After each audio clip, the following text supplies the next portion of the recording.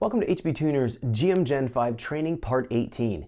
In this training module, we're going to be exploring our spark timing once again, and this time taking a look at our spark timing tables and the compensation tables, how all the spark timing is actually calculated and delivered to the engine. There's a lot to discuss here.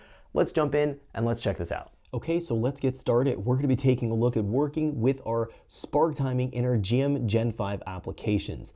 Our last tutorial, we focused on the basics of spark timing, understanding the relationship between the value that we program in our table and the corresponding effect that it has on our engine's combustion. So we know the spark timing is going to allow a means to control our combustion pressure, which is going to be really important for engine efficiency and avoiding knock-up reignition, which can damage the engine. Now we're going to have a separate topic, a separate tutorial. Actually, the next tutorial is going to be looking at knock control and how that works and fits into our spark timing. But for right now, we're just going to be focusing on spark timing alone, understanding how all of this works. So we're going to be taking a look at some log data in our VCM scanner to get an idea of what's going on with the spark timing and how we can track it efficiently. And then we're also going to be learning about how the tables fit together. There's the base spark timing tables, and there's the modifier tables, and then there's the maximum brake torque tables, how all of these relate to each other in what's going on to control our Gen 5 engine. So the first thing I want to do is take a look at a calibration file. Let's open it up and take a look at where we can find the spark timing tables in any Gen 5 file. I'm working with, in this tutorial, a 2016 Camaro SS file. Let's go in here and let's take a look at the spark timing tables. So we're going to go jump into our engine section and go from general all the way over here to spark tab. Now in the spark tab, we have 4 sub tabs that we can deal with. We have an advanced tab. This is everything related to how the spark timing is going to be commanded, and we call that spark advance. The retard tab is going to be when spark timing is retarded. This is in relation to working within our knock control. The knock sensor tab is part of the knock control. And then the dwell tab is going to be controlling the charging to the ignition coils. We typically don't have to alter the dwell at all if we're running stock coils. If you're changing your coils out, you might consider altering the dwell. I'm not going to cover that in this tutorial. We're focusing our efforts right now in our advanced tab here, and we're primarily focused on looking at anything from general here over to our maximum brake torque. So this area or range is what we're interested in taking a look at. There is a multi-pulse spark that is not used on the Gen 5s that I've seen in any calibration file, so we're not going to cover this. That's not something we need to be concerned with.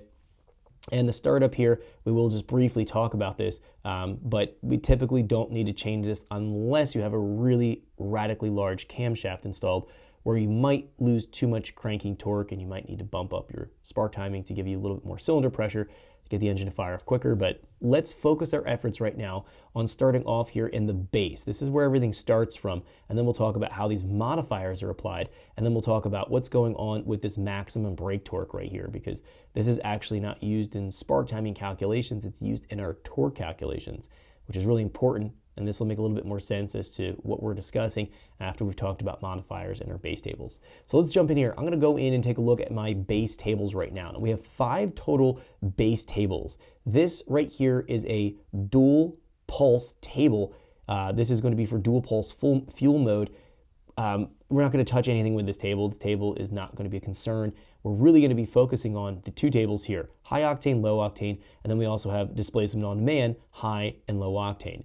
If you've retained displacement on demand in your engine, these spark timing tables can be referenced. I don't really go in and change much of anything in these tables because this is only used in part throttle cruising conditions when displacement on demand is actually activated. If we're going into full throttle, this is going to be completely bypassed. So the primary tables that we need to deal with is low and high octane right here.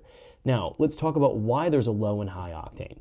The low octane is for poor quality fuel, 87 octane. High octane is if you run good quality fuel in your fuel system. So 91, 93, let's say you put 100 octane in the fuel system, that's going to be where that table is sourced from. So jumping into our high octane table here, we're going to find that we have our spark air mass on our axes right here. And then at the top, we have our spark RPM.